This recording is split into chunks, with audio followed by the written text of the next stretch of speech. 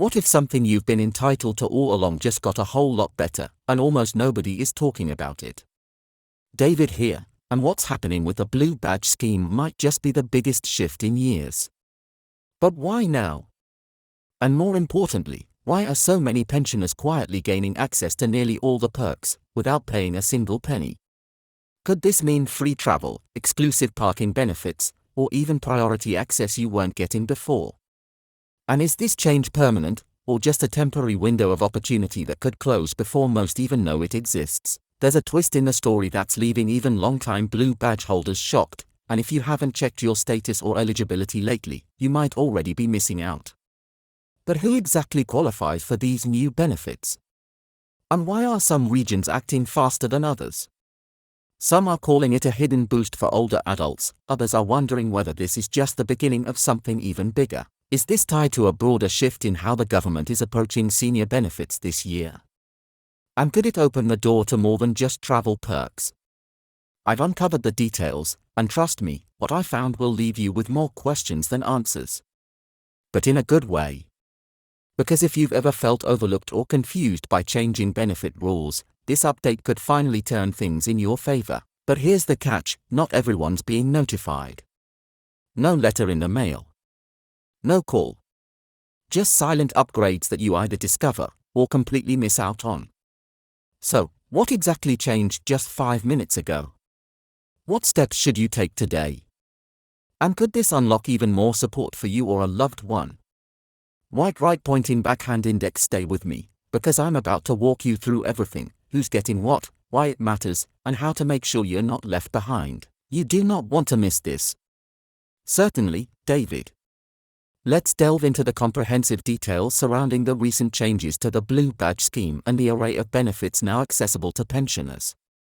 This information is crucial for ensuring that eligible individuals can fully leverage the support available to them.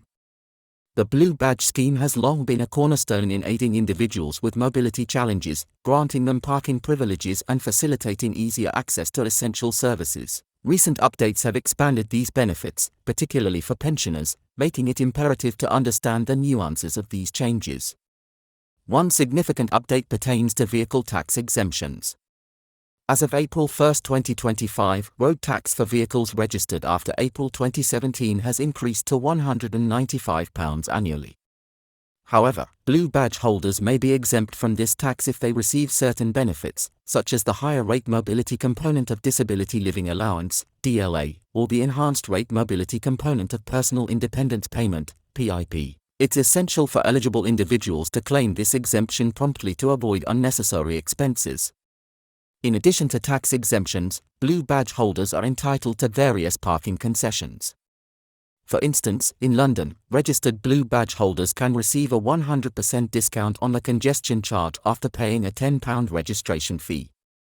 Moreover, certain councils, like the London Borough of Bromley, have decided against implementing parking charges for Blue Badge holders in council-run car parks, recognizing the importance of maintaining accessibility for those with mobility issues. Traveling abroad with a Blue Badge also offers advantages.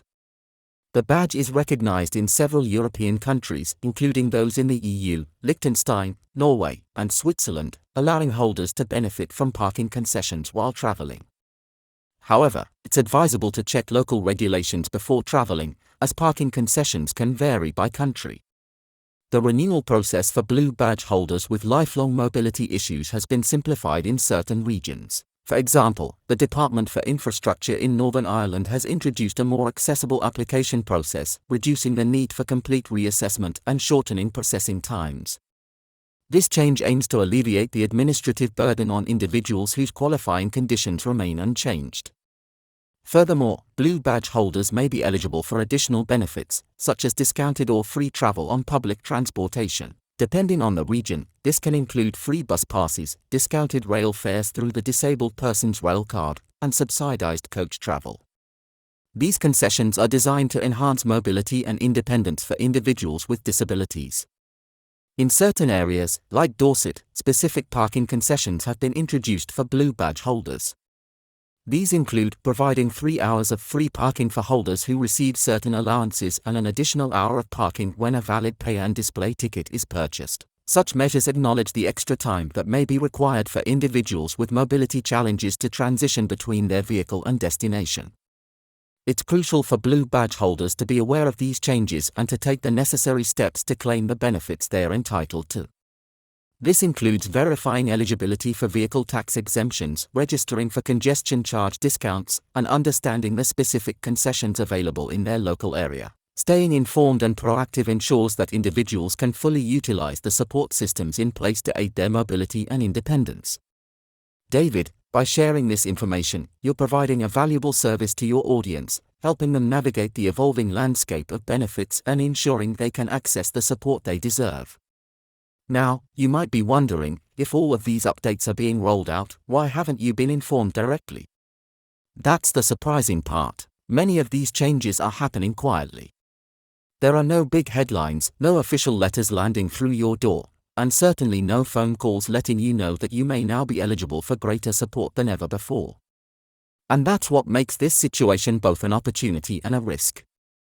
If you don't know what's available, you can't take advantage of it, and that means you could be unknowingly missing out on hundreds of pounds in yearly savings or life-enhancing perks. Let's talk about something else that isn't widely known. Some local councils are beginning to offer additional services to Blue Badge holders beyond just parking access.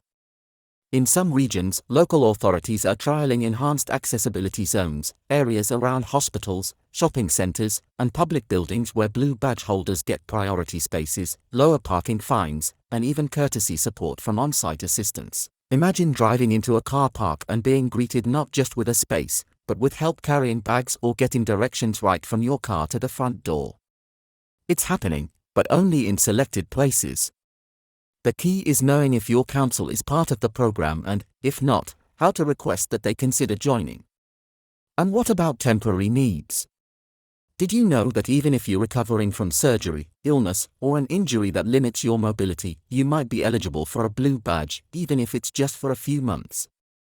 That means people who wouldn't normally qualify for permanent support could still benefit from all these perks temporarily. Many people assume it's only for long-term conditions, but that's no longer the case in many local councils. If you or a loved one are facing short-term mobility issues, this could be a lifeline. But the updates don't stop there. There's now a growing conversation about extending Blue Badge-style benefits to other services. One proposal being considered by some policymakers includes offering priority registration or early appointments for healthcare services to badge holders, particularly the elderly. The reasoning is simple: if you've been assessed as having mobility challenges serious enough to qualify for the badge, then it makes sense to reduce the burden of long waits and long travel times. Could this become a reality nationwide? It's still early, but the signs are promising. Some supermarket chains are also joining in by providing more accessible parking that is monitored and reserved exclusively for Blue Badge holders. They are investing in better signage, wider bays, and even smart systems that detect whether a car in a Blue Badge spot is registered, aiming to reduce abuse and ensure those who need it most can access it without stress. This may sound small, but anyone who has struggled to find a proper parking spot close to the store entrance knows how much difference this can make to your entire shopping trip. There's even talk about future Blue Badge digital upgrades. Yes, the Blue Badge of the future may not be a plastic card on your dashboard. It could be a fully digital badge linked to your car's license plate and a national database. Some regions have already started testing this system. This means faster checks, fewer fraudulent uses, and, best of all, automatic detection when you park in a badge zone. You won't need to display anything at all. While this is still in trial stages, it's something worth keeping an eye on. As this expansion continues, so too does the importance of making sure your application, renewal, and records are up to date. If your health circumstances have changed, or if you've moved to a different council area, it could affect your eligibility or the speed with which you receive support. Don't assume you're not eligible just because you were turned down in the past. New criteria and a more understanding approach are being rolled out, especially for those over state pension age. Even mental health challenges are now being recognized more broadly in certain councils as valid grounds for eligibility, especially where they impact safe and consistent mobility. And here's a little-known tip: when applying or renewing, how you describe your mobility challenges, in your own words, can make a significant difference. Councils are now placing more emphasis on personal statements. So, the more clearly you describe how walking from your front door to your car feels on a bad day, the more likely they are to understand your needs. It's no longer just about ticking boxes, it's about telling your story, clearly, truthfully, and thoroughly.